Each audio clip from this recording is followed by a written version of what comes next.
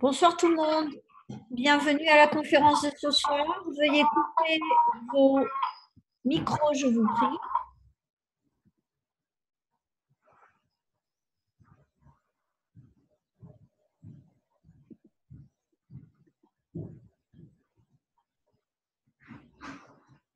Bonsoir tout le monde. Il y a un micro qui est ouvert et qui résonne très très fort.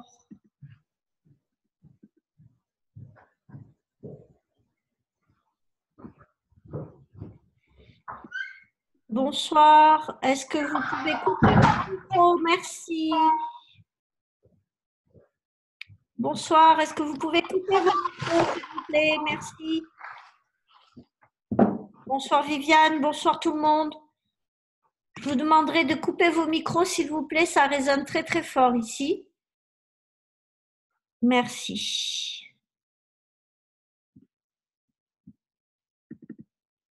Alors,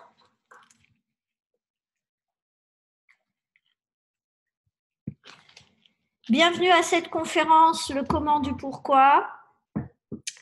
Après un petit arrêt de quelques semaines, de 3 semaines, je crois. Bienvenue à tous ceux qui sont présents. Et nous allons aborder ce soir un sujet intéressant puisque nous allons nous demander pourquoi il vaut la peine de changer de perception. D'abord, pour cela, il faut pouvoir savoir ce qu'est la perception et de quoi elle est constituée, quels sont les paramètres en jeu, quels sont les enjeux dans cette perception et quels sont bien entendu les intérêts que nous avons à percevoir les choses d'une façon ou d'une autre. Alors, la première chose intéressante, c'est que finalement, nous avons dans notre panel de réflexion autour de la perception, une chose intéressante qui s'appelle nos circuits internes. Et comme vous le savez, il n'y a pas un seul homme ou femme sur la planète qui n'évolue sur la base de circuits intérieurs, internes, et de circuits externes. Les séquences internes et externes sont là pour se combiner et finalement s'appuyer pour les séquences externes sur les séquences internes.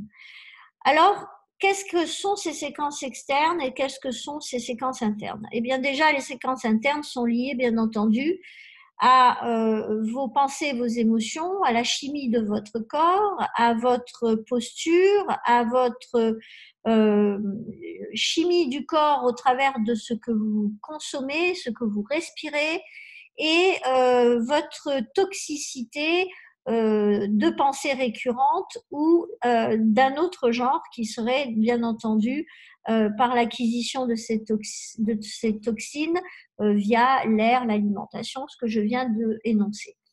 Et puis vous avez en séquence externe, vous avez deux types d'intelligence. Vous avez une intelligence d'expansion et une intelligence de créativité, de gestion. Et ces deux intelligences ne résonnent pas sur les mêmes rythmes.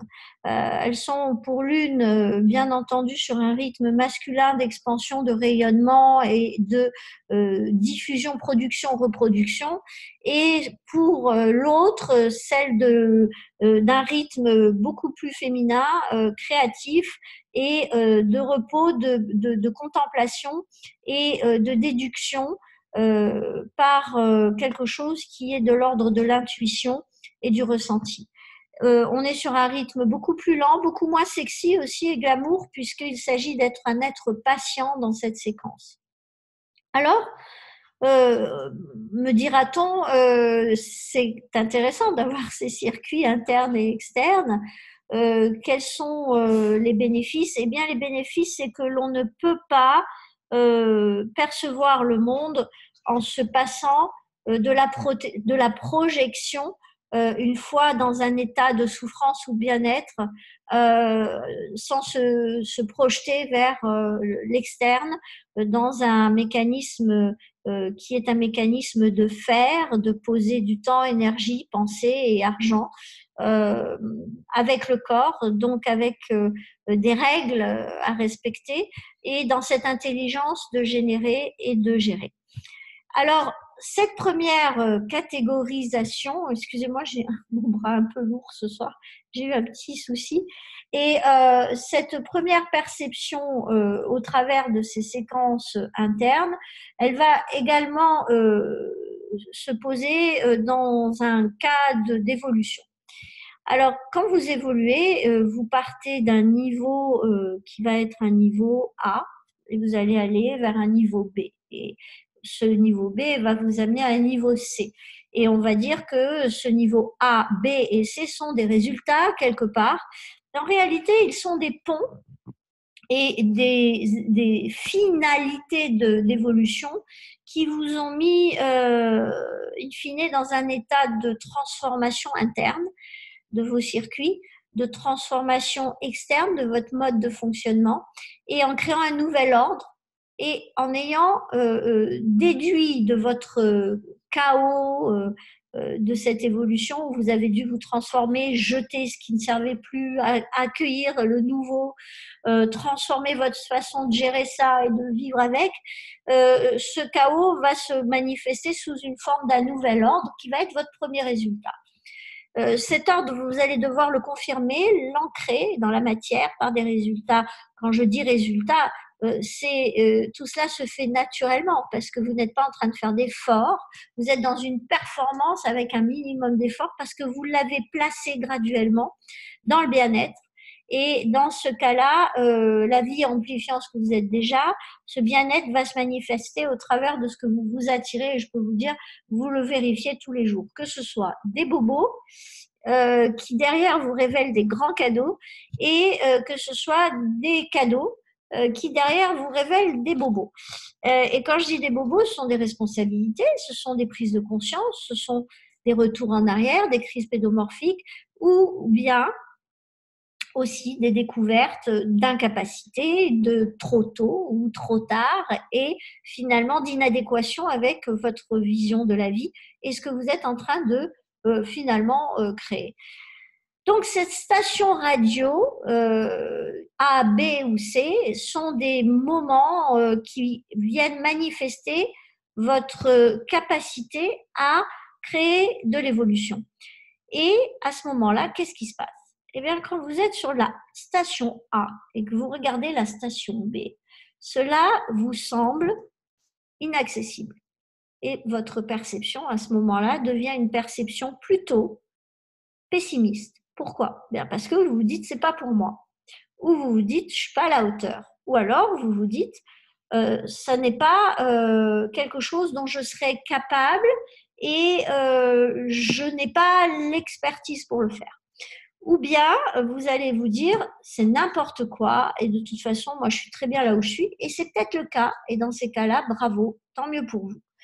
Mais très souvent, la perception va vous orienter soit vers waouh, ça me donne superbement envie d'y aller, j'ai envie de le faire, je vais tout faire pour, et ou je vais faire confiance et ça va se faire. Ou bien, waouh, j'ai super envie et je vais me lancer à corps perdu dans cette vision pour arriver au niveau B et vous lancer dans quelque chose qui peut ou vous épuiser ou au contraire vous inspirer.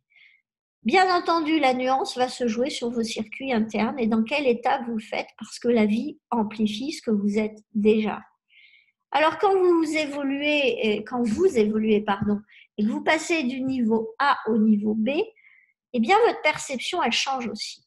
Et comment elle change? Eh bien, c'est-à-dire que déjà vous avez pu changer de station radio et donc votre perception va être que vous pouvez le faire, que vous pouvez le vivre, que vous pouvez le refaire. Et quand vous allez commencer à observer cette station radio A qui est juste en bas, vous allez vous dire waouh, mais en fait, les 100 personnes qui sont à la station A, sur ces 100 personnes, je n'en vois plus que 12 ou 13. Tiens, c'est étonnant. Et en fait, non, ça n'est pas étonnant. Parce que la perception de ces personnes en bas va être orientée vers soit un applaudissement de ce que vous avez vécu et va être heureuse pour vous, soit va être un jugement et un préjugé de ce que vous avez vécu et manifesté, soit finalement quelque chose de l'ordre de la colère de ne pas y avoir pensé avant, comme vous, ou de ne pas avoir eu cette idée pour s'en vouloir et finalement commencer à taper sur votre dos, sur votre tête ou sur vos épaules pour dire que vous avez été arrogant et que vous les avez abandonnés. Dans tout cela, il y a bien entendu un chantage émotionnel qui fait que finalement vous vous retrouvez dans une situation où les personnes vont vous condamner dans votre évolution. Et à ce moment-là, on a effectivement une perception qui est en place. Pourquoi? Eh bien parce que cette perception est animée de pensées, d'émotions, orientée dans une direction où cette personne ne s'est pas autorisée à vivre la séquence ou n'a pas besoin de la vivre, mais est en train de se comparer à vous. Et en se comparant à vous, elle est en train d'ignorer sa spécificité, son unicité. Elle est en train de basculer dans une intelligence émotionnelle très très basse. Et de ce fait, elle est en train de se saboter, de se détruire. Et c'est un suicide.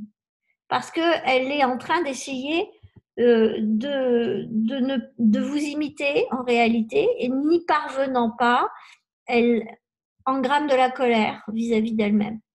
Et ce qui est très intéressant aussi, c'est que cette personne qui vous condamne peut avoir en circuit interne comme base de réflexion, pour ne pas se réjouir pour vous, elle peut avoir quelque chose qui est de l'ordre de l'absence d'autorisation par manque de confiance. Elle n'est pas forcément en colère, elle est juste peut-être très apeurée de faire ce chemin et elle ne s'est pas projetée de façon optimiste vers elle en train de manifester ce chemin. Et tout en ayant les capacités et tout en ayant le sens, c'est-à-dire de l'intérêt pour ses visions, pour ce qu'elle a envie de manifester dans sa vie. Donc, cette station radio va être une source de, de condamnation, d'adhésion et de frustration pour ceux qui adhèrent mais ne s'autorisent pas, et puis finalement de joie, de satisfaction pour ceux qui sont juste OK pour que les autres réussissent ou évoluent ou changent de station radio, mais tout en sentant que ce n'est pas le bon moment pour eux. Donc ça, c'est le deuxième vecteur qui permet d'avoir affaire à la perception et qui vous confronte à la perception. Il y en a un troisième qui n'est pas des moindres, c'est que vous pouvez vous retrouver dans une épigénétique qui est une épigénétique positive ou négative. Alors ça veut dire quoi? Alors en fait, une épigénétique, ça va être un environnement avec des personnes qui vont être soit dans le bien-être, soit dans le mal-être. Alors, je prends un exemple. Vous avez des métiers aujourd'hui qui sont des métiers en perte de vitesse, en perte de puissance, qui sont des métiers où la part de l'humain a baissé et où l'on est dans la digitalisation, où l'on est dans la ubérisation et où l'on est dans un changement de process qui font que la quantité de ressources humaines est totalement inversée. Là où vous aviez 100 personnes pour faire un ouvrage, bien vous n'en avez plus que 10. Alors, aujourd'hui, cela pose un souci. Pourquoi? Parce que vous avez des populations entières qui ne sont pas dans cette conscience-là, qui ne sont pas informées, qui ne se posent pas la question de savoir si leur métier a une durée de vie de 5 ans ou de 20 ans ou de 100 ans encore. Et bien entendu que sur 100 ans, on ne sait pas, vu le niveau d'évolution aujourd'hui des technologies et des médias et des modes de communication, vu le niveau de dématérialisation auquel nous sommes, de déshumanisation auquel nous allons, vers lequel, nous nous dirigeons. Donc finalement, nous avons des niches entières d'activités. J'en prends une, la traduction, qui aujourd'hui est confrontée à l'apparition de logiciels qui ne touchent pas la sphère des traductions très qualitatives, mais qui touchent le plus gros terrain, la plus grosse vague de traduction lambda sur les réseaux sociaux et sur certains types comment dire, de marchés économiques comme par exemple le tourisme, etc. Alors, bien entendu que dans ce cas-là, il y a une tranche de la population agissante au niveau de la traduction qui ressent la baisse de demande de cette prestation et de cette mission.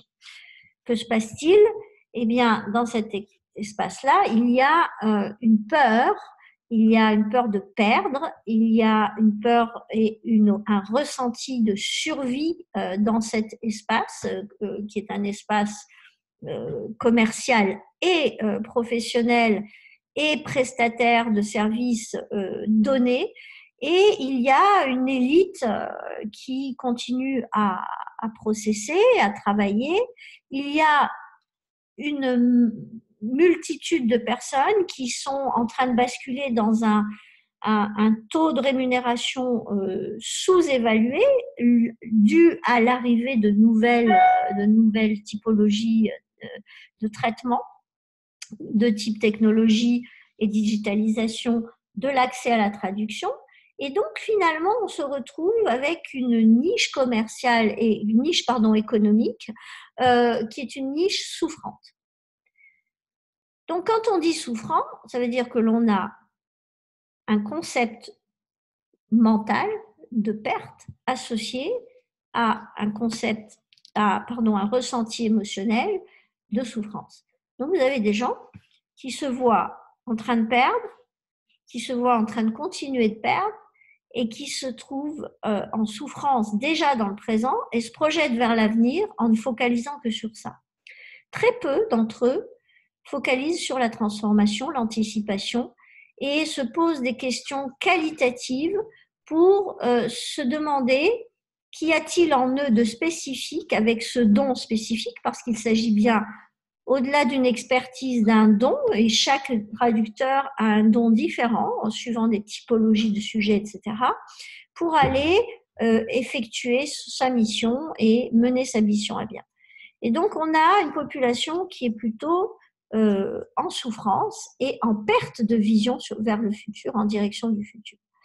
Cette épigénétique-là représente pour les traducteurs qui réussissent, qui ont encore, dirons-nous, un fonctionnement en évolution, il y a un risque à fréquenter cette épigénétique de finalement céder à la pression de la critique, du malheur, de la victimisation, de l'injustice et de l'inéluctable dans le sens négatif du terme.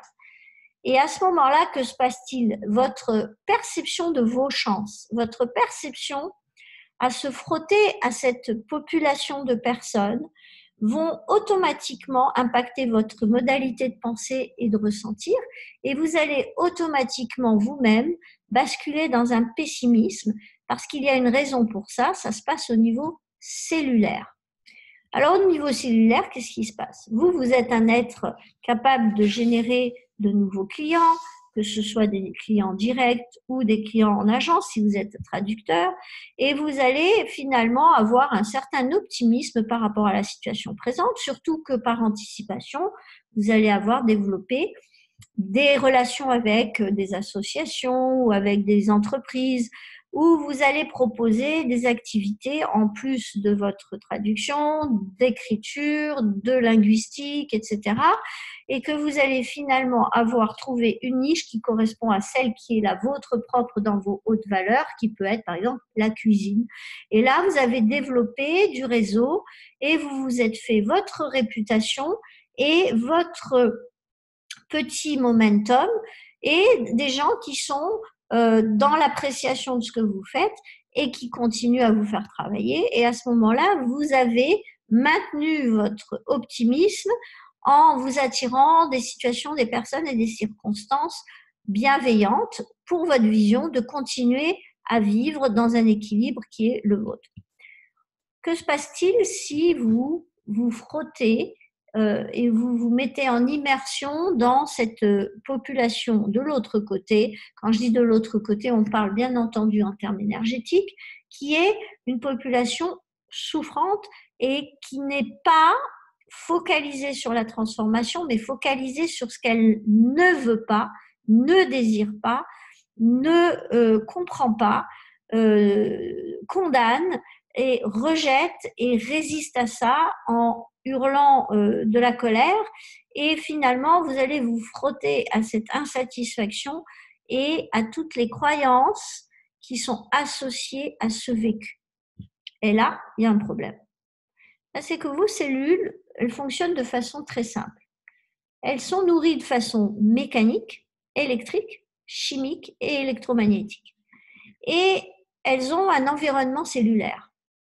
Et cet environnement cellulaire va leur amener des neuropeptides et des neurotransmetteurs, c'est-à-dire de la chimie, des hormones, des informations chimiques et des informations électriques et électromagnétiques données.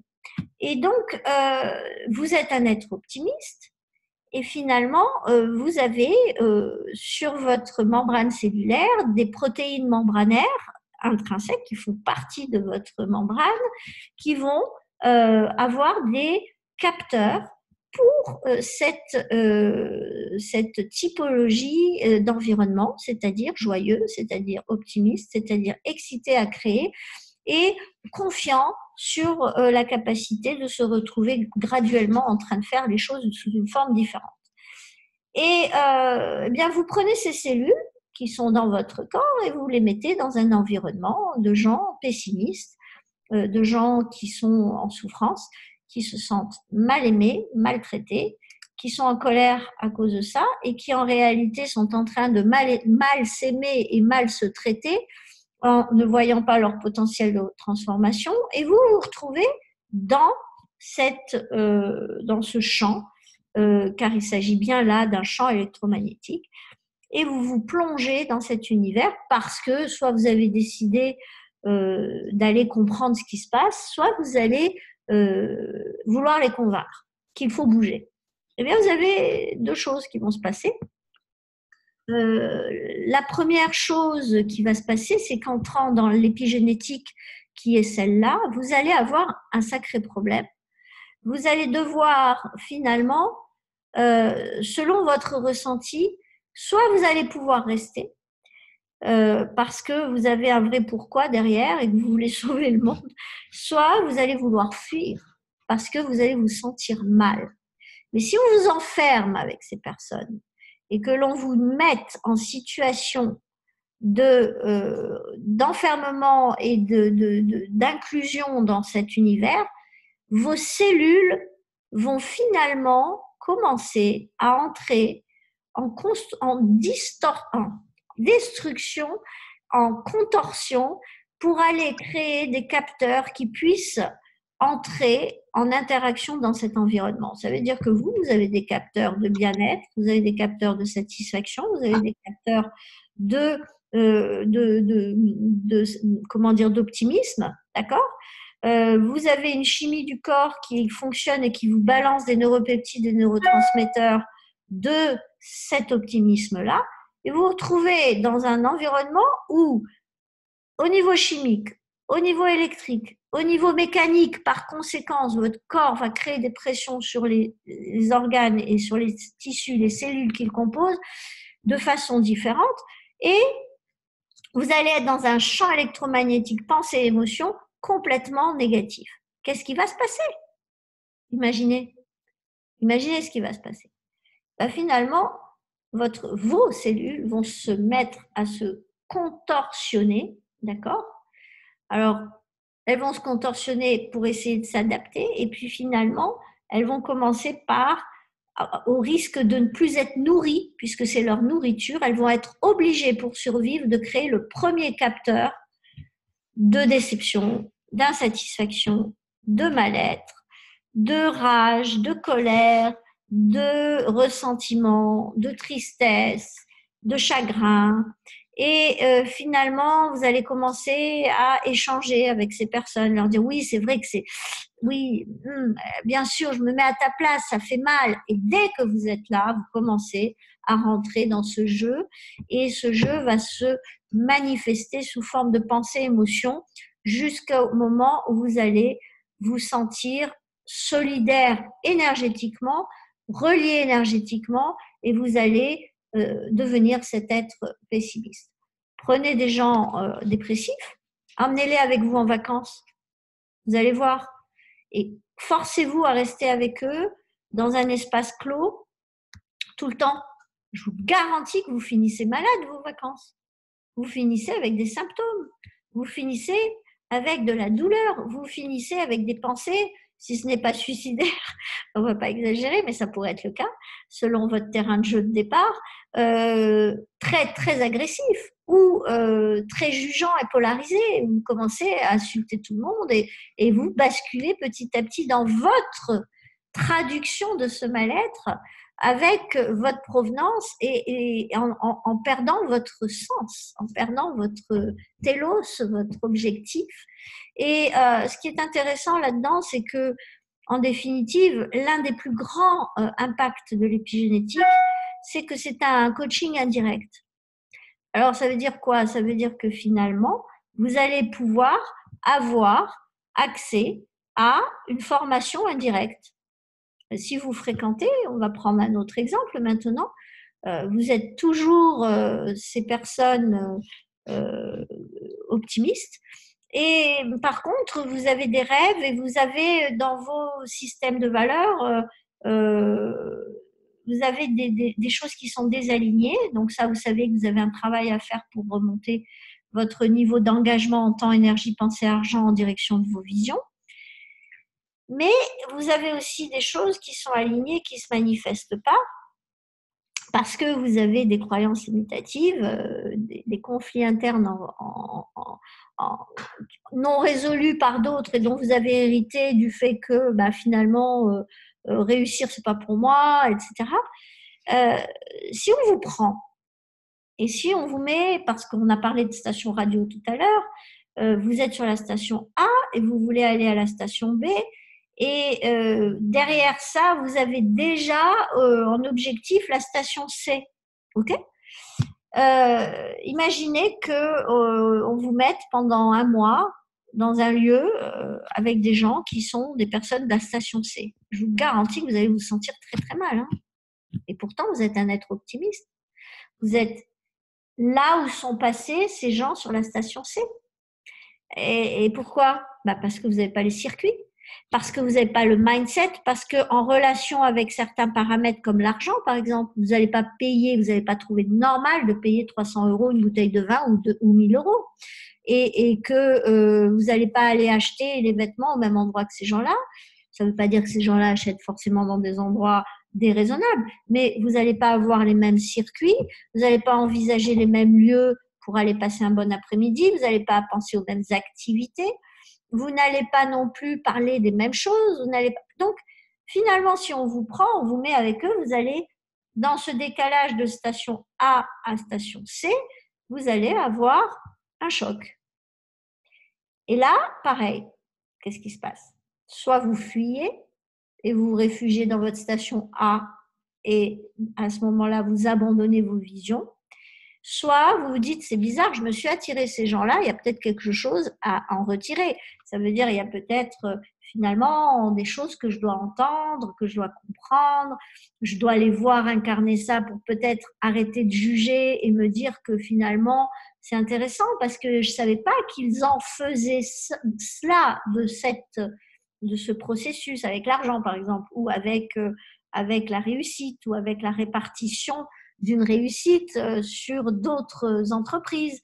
Et donc, finalement, vous allez vous mettre en situation d'absorption. Vous allez être en observateur. Votre mental va bugger au début à 70%, puis à 60%, puis à 50%. Puis après, vous allez commencer à dire « Ah oui, non mais alors là, je pense qu'il va parler aussi de ça. » Et puis vous allez commencer à prendre des notes, etc. C'est-à-dire que finalement, vous commencez à créer des circuits au niveau du mental qui sont des circuits d'ouverture et comment dire, de tolérance vis-à-vis d'une station radio qui vous mettait dans l'inconfort. Et petit à petit, vous commencez à ressentir de la curiosité, de l'écoute d'abord, et de cette écoute et cette curiosité, vous allez basculer dans un niveau qui est un niveau d'attention différent. Et dès que vous êtes là, vous allez finalement porter une attention et cette attention va venir nourrir de la connaissance. Et dès qu'on passe au seuil de la connaissance, on commence à créer de l'intérêt. Dès qu'il y a de l'intérêt, on relie à vos visions propres.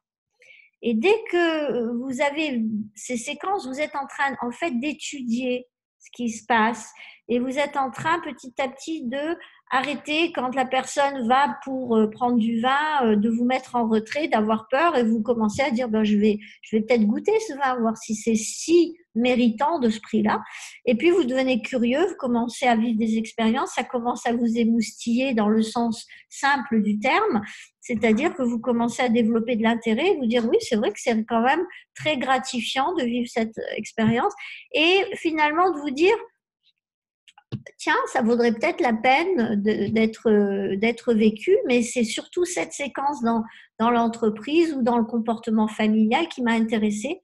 Et puis de vous voir déjà en train de vivre une séquence familiale, de partage de missions dans une entreprise ou de répartition de potentiel comme un cerveau collectif auquel vous n'auriez jamais pensé avant d'être avec ces personnes. Et donc votre perception à ce moment-là, qu'est-ce qui se passe? Vous n'avez pas les mêmes pensées en relation avec ça. Votre concept familial en relation avec le business est complètement révolutionné parce qu'en définitive, vous aviez dit mais non, l'entreprise en famille c'est révolu. Et puis là, vous le voyez sous un autre aspect parce que vous êtes sur l'aspect plus énergétique, plus potentiel que tradition et legs. Et de façon structurelle, fiscale ou organisationnelle complètement autonome, avec de la liberté là où avant il y avait des obligations et des ancrages d'enfermement et d'étouffement. Et tout d'un coup, vous vous retrouvez dans une épigénétique qui est en train de vous, comment dire, remodeler sur vos potentiels et créer de l'ouverture sur vos futurs. Eh bien, au bout d'un moment, vous allez avoir vos cellules qui vont avoir créé des capteurs, des neuropeptides, de neurotransmetteurs, de curiosité, d'excitation, de désir, d'engagement et dans cet espace-là, finalement, vous allez vous transformer.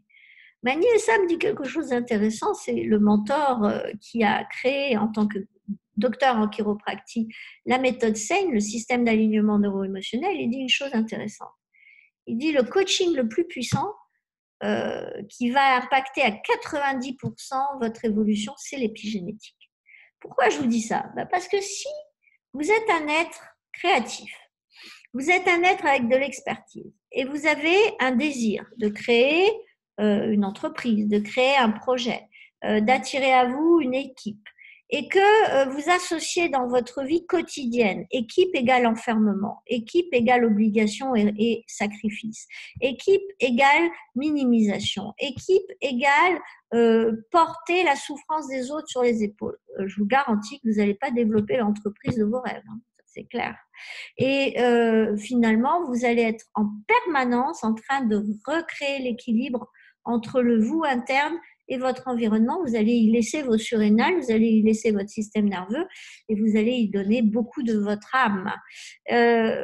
Donc, vous allez peut-être même vendre votre âme au diable puisque vous allez finalement, excusez-moi cette expression, vous allez finalement considérer que vos besoins et vos nécessités sont condamnables face à l'abandon que vous risqueriez pour elles, ces visions, de manifester face à cette communauté à laquelle vous appartenez sous une autre forme.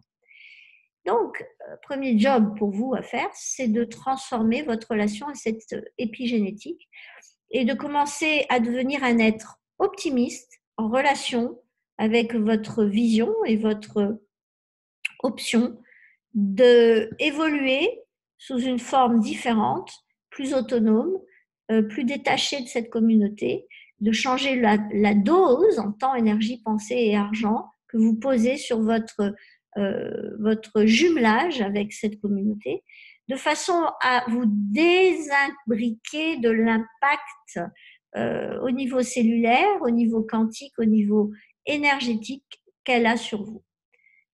Vous allez me dire, oui, mais attendez, si ce sont mes meilleurs amis, idem. Oui, mais si c'est mon entreprise, idem. Avec d'autres paramètres qu'on ne va pas aborder ici. Oui, mais attends, c'est ma famille, oh. Eh oui. Et alors? Chantage émotionnel. Eh bien, on ne choisit pas vraiment l'évolution des membres de notre famille, mais nous sommes tous responsables de notre évolution et du choix, du traitement que l'on fait de nos communautés et de l'usage que l'on en fait. Donc, à un moment donné, et je pèse mes mots parce que quand je dis usage, je dis quel type d'action nous menons ensemble, quel type de moment nous passons ensemble, quel type de quantité de temps nous passons à dédier, et que nous dédions pardon, à cette communauté et cet individu que je suis ou que vous êtes. Donc, il y a un moment donné où ce qui vous empêche à ce moment-là, parce que vous, quand vous venez dans cette communauté, vous n'êtes pas à la même station radio. Vous avez des rêves, eux n'en ont peut-être plus. Vous avez fait un chemin, eux n'ont pas encore fait ou n'ont pas pu ou n'ont pas eu l'opportunité de le faire. Est-ce que cela veut dire que vous n'aimez plus ces personnes?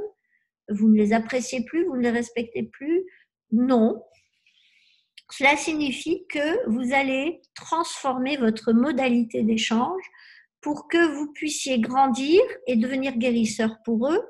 Dans le sens guérisseur, je veux dire que quand vous arrivez et que vous êtes habitué à dire oui à leur mode de pensée et de ressenti, vous allez arriver avec une énergie tellement ancrée en vous qu'ils ne pourront pas interagir sur ce terrain-là avec vous et que c'est vous qui allez créer une bulle d'inconnu dans votre présence et lors de votre présence. Et à ce moment-là, vous allez créer une expérience. Cette expérience va pouvoir leur permettre de se poser soit des questions, soit de se rebeller, soit de vous interroger. Et finalement, par votre évolution, vous allez interpeller et les plus intelligents émotionnellement vont vous demander comment vous avez fait. Les autres vont juste se satisfaire pour vous et ce sera déjà pas mal. Et puis certains vont vous condamner. Vous ne pourrez rien faire contre cela. Cela fait partie du jeu, de l'équilibre de vous face à votre réalité. Vous aurez contentement et non-contentement. Et cette étape épigénétique, elle est très importante, mais elle n'est pas la seule. C'est la troisième. Il y en a une autre qui va impacter votre perception. Votre perception dépend énormément du triangle neurobiochimique interne. Et qu'est-ce que c'est? Eh bien, c'est la partie physiologique. Votre véhicule, votre corps. Et votre corps, vous allez devoir en prendre soin.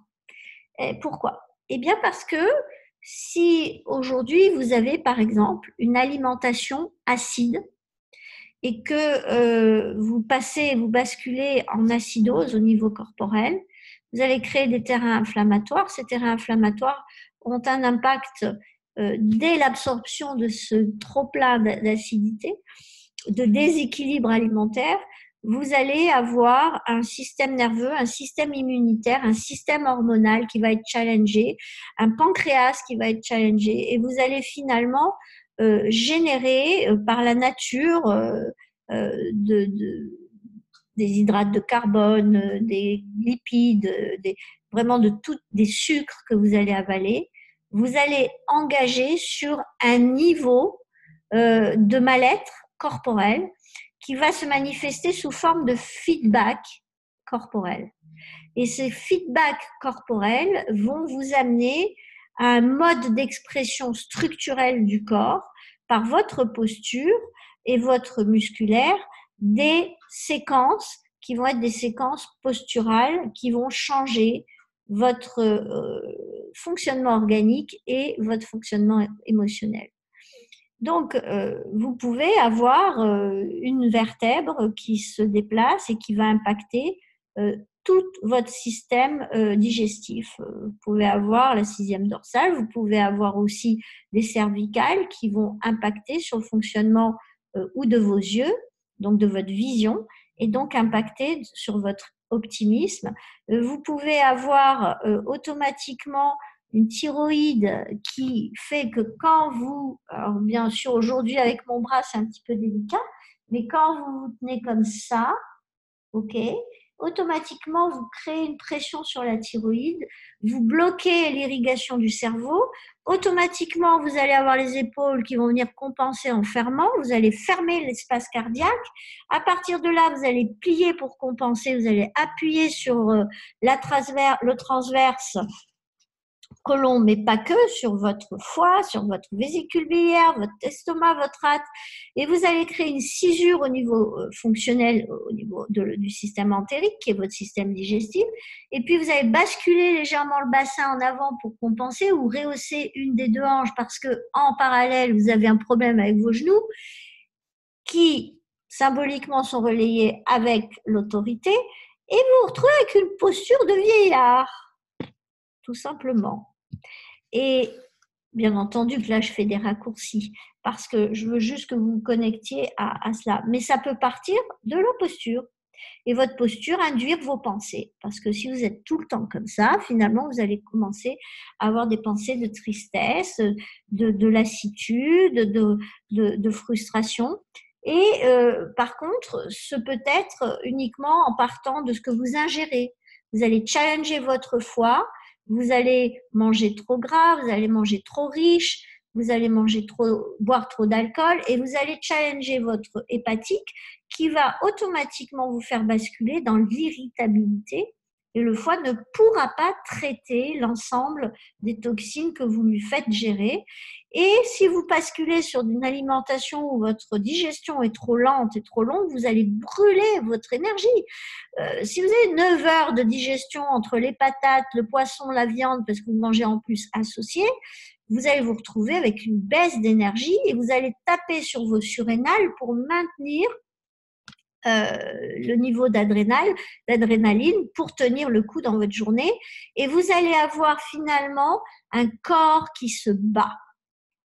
Et si en plus de ça, vous avez votre musculaire qui est complètement défaillant, vous allez devoir finalement vous retrouver avec une posture qui est complètement ramollie et au lieu d'avoir de la tonicité pour vous redresser, vous allez avoir un problème au niveau stratégique corporel pour pouvoir recouvrir des stratégies de rectitude, de faire face et d'être fier de soi parce que le corps va répondre ou pas à ça. Alors, si vous êtes voûté et que vous êtes comme ça et qu'on vous dit « sois fier de toi », vous allez faire ça, vous allez avoir du mal à faire ça. Et bien entendu que prendre soin de son corps, c'est prendre soin de son potentiel de transformation, mais aussi la respiration. Si vous respirez que avec le haut du corps, vous ne savez pas respirer, vous ne savez pas transformer avec la respiration latérale au niveau intercostal, au niveau de votre diaphragme. Et si vous ne savez pas respirer avec votre ventre, vous ne saurez pas réguler votre sympathique parasympathique au travers de la respiration. Le rythme masculin et féminin de votre système nerveux autonome. C'est quand même le frein et l'accélérateur de votre corps. Donc, votre perception, elle tient compte de cela, elle dépend de cela. Et bien entendu que vos émotions, eh bien, elles créent votre perception. Et au-delà de cela, il y a vos croyances limitantes. Alors, vos croyances limitatives sont tout simplement des interférences. Ce sont des interférences qui sont là et qui ont été, à un moment T, associées à un concept de perte ou de gain avec de la satisfaction, de la joie ou de la souffrance et de l'insatisfaction et de la colère ou toute autre émotion négative. Et à partir de ce moment-là, vous avez un programme qui est associé à ce concept et de la souffrance votre subconscient va tout faire pour vous faire fuir cela. Ça veut dire que, excusez-moi, je mets de la climatisation, si votre subconscient a associé couple égale souffrance, à chaque fois que vous allez créer un couple, il va venir scanner tout l'environnement pour aller vous faire focaliser sur ce qui dysfonctionne, pour vous faire fuir. Il va venir créer votre comportement et vos émotions et vos pensées dans un sens négatif et impuissant, dans le sens peu de potentiel, pour aller vous mettre en situation de défaillance dans votre couple pour que le couple se détruise. Et finalement, vous allez vous mettre à co-créer avec le couple dans un sens où vous ne comprenez pas ce qui se passe et vous allez vous mettre finalement à conduire votre projet vers l'échec. Mais en réalité, c'est pas vous qui avez les rênes, c'est votre subconscient. Votre subconscient qui est basé sur l'expérience de papa, de maman, de grand-mère, de grand-père, de notre lignée féminine, de notre lignée masculine. Et vous êtes là avec ça, en train de vous débattre. Et ça peut passer par un couple, deux couples, trois couples, 8 couples, 10 couples. Et à chaque fois avec des séquences d'admiration et de rejet. Et finalement, vous êtes co-créateur avec votre subconscient de cela, sans le savoir. Et c'est toute la perception filtrée par deux choses, par ça. Ensuite, votre système de valeurs. Qu'est-ce qui est le plus important dans votre vie aujourd'hui pour vous en termes de je désire donner temps, énergie, pensée, argent parce que ça, c'est la chose la plus importante, la chose prioritaire pour moi dans ma vie. Et c'est pas la fidélité ou l'honnêteté, hein. Ça c'est un concept. C'est famille ou amis ou business ou argent. Alors, les gens qui mettent l'argent en dernière place, en général, et qui vous disent, moi, la première chose que je veux, c'est une maison pour ma famille, je leur demande comment vous faites pour aller sans argent manifester une maison, sauf si vous vivez dans un pays où vous pouvez bénéficier d'un espace géant et gigantesque et désert, où personne ne va se rendre compte avant quelques années que vous avez construit une hutte ou une maison ou un palais avec vos mains. Ok ? Donc, ce que je veux dire par là, c'est qu'à un moment donné, soyons cohérents et logiques. Que se passe-t-il en termes de perception si vous avez des valeurs hautes et que vos visions sont à l'opposé de ces valeurs hautes?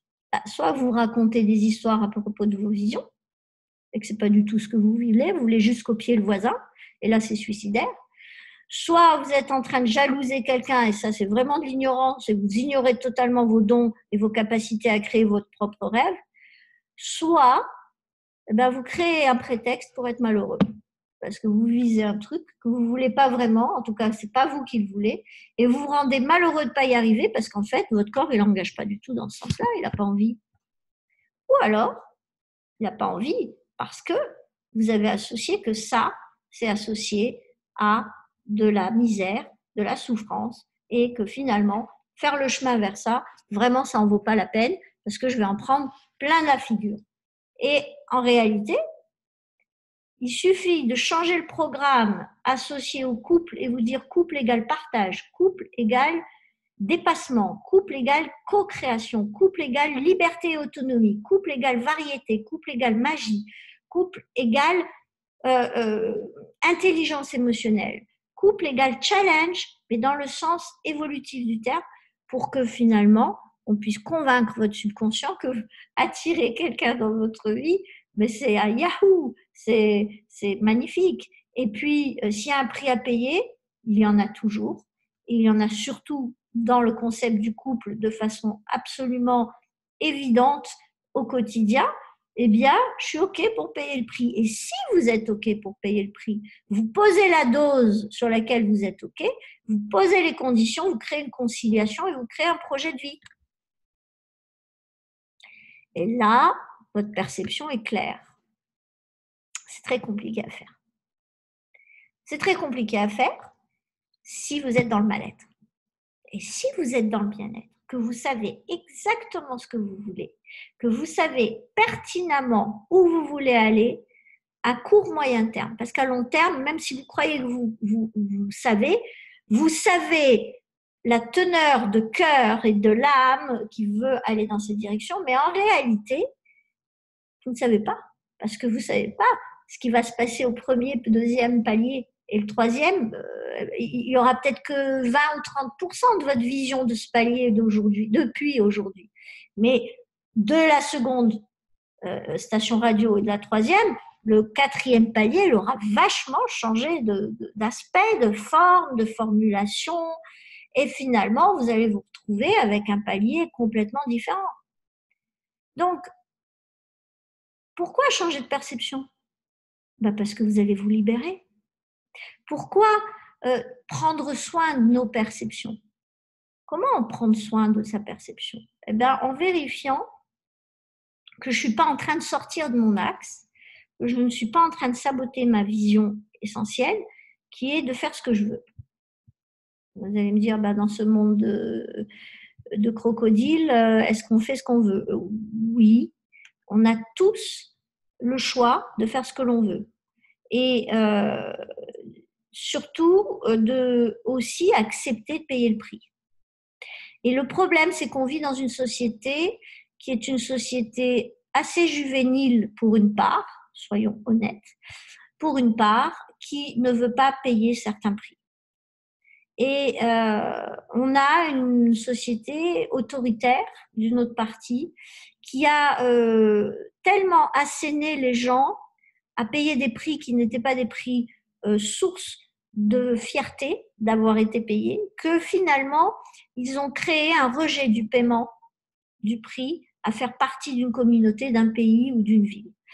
Et donc, on se retrouve dans une société divisée et ce qui est la chose la plus importante à faire, c'est de ramener les visions des gens à une éco-responsabilité ensemble, tous, et à une éco-responsabilité dans la famille, dans la communauté amicale, sociale, pour pouvoir s'autoriser d'avoir plaisir à payer les prix. Ça veut dire qu'il faut savoir choisir ses amis, choisir son pays, choisir sa communauté et choisir ses visions. Il y a des visions qui sont abordables dès tout de suite et d'autres qu'il faut laisser à la station radio suivante parce qu'elle est trop challengeante pour notre système nerveux si on l'intègre dès maintenant dans un process d'évolution. Et il faut donc avoir dans une perception le concept de patience. Le prix à payer n'est pas qu'un prix matériel, il est un prix interne qui est effectivement prendre la responsabilité de s'expandre, de se reproduire. Et ceci de façon humaine, mais de façon aussi processionnelle, ou je ne sais pas si ça se dit d'ailleurs, processionnelle.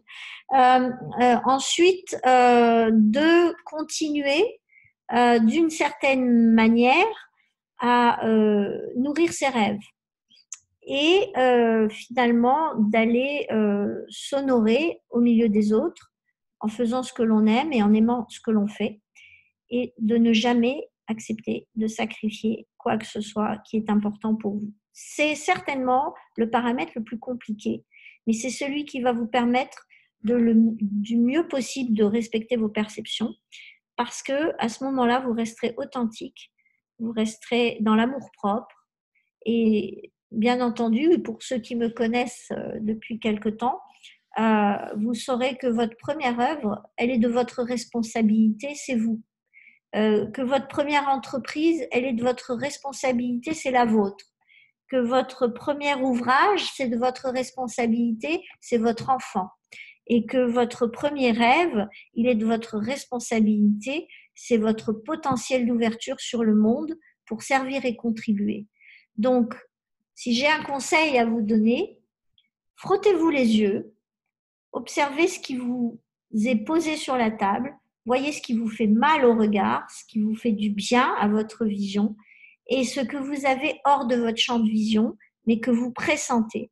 Et autorisez-vous à le rapprocher de vous, à le fréquenter pour que ça devienne quelque chose qui remplace petit à petit ce qui vous a fait mal ou ce qui vous fait mal et qui vienne prendre la juste place au niveau de votre cœur, au niveau de votre perception, comme quelque chose qui est un filtre translucide, clair comme le cristal et qui sert de loupe par rapport à votre futur, qui vous permet de vous rapprocher parce que votre perception vous donne du désir de ça, vous donne de la certitude que c'est faisable parce que vous êtes fier de la personne que vous êtes et que vous êtes à 10 sur 10 de certitude que vous êtes capable de le manifester et que vous sentez que c'est déjà là, que ça fait déjà partie de vous, que c'est déjà dans votre champ de probabilité, que vous n'avez que à activer cette probabilité en manifestant le profil interne et externe de cette personne et en venant honorer ce projet qui va venir se révéler à vous avec une performance sans effort, parce qu'à ce moment-là, vous l'aurez mérité, ce sera en adéquation avec vous et vous serez pleinement récompensé par une loi que tout le monde adore parce qu'elle est très attractive et pour compte, c'est la loi d'attraction, mais elle répond à des règles très spécifiques et ça, ce fera l'objet d'une autre conférence où on entrera en détail dans cet espace. Voilà, j'espère avoir éclairé vos lanternes sur cette perception et sur l'intérêt de la changer et d'en changer et de la faire évoluer. Je vous remercie de votre présence. Merci Viviane, merci Zoré. Passez une belle soirée, passez un bel été. Je vous retrouve bientôt. Ce ne sera pas toutes les semaines, mais ce sera tous les 15 jours pour cet été. Et je vous maintiendrai informé des dates, puisqu'il y a des mouvements un peu aléatoires, vous le savez tous, dans ces saisons. Mais je ferai en sorte de vous prévenir suffisamment avant. Et n'hésitez pas, vous pouvez inviter des gens à assister à cette conférence. Il y a beaucoup de gens en vacances, il y a des gens occupés en famille, il fait jour tard. Donc, pas de souci. Pour moi, c'est toujours le même bonheur de transmettre, de partager et d'aller le faire partout dans le monde, là où ça m'est demandé. Voilà, je suis honorée de vous servir, je vous embrasse, passez un bel été et à très très bientôt. N'oubliez pas, votre première œuvre, c'est vous.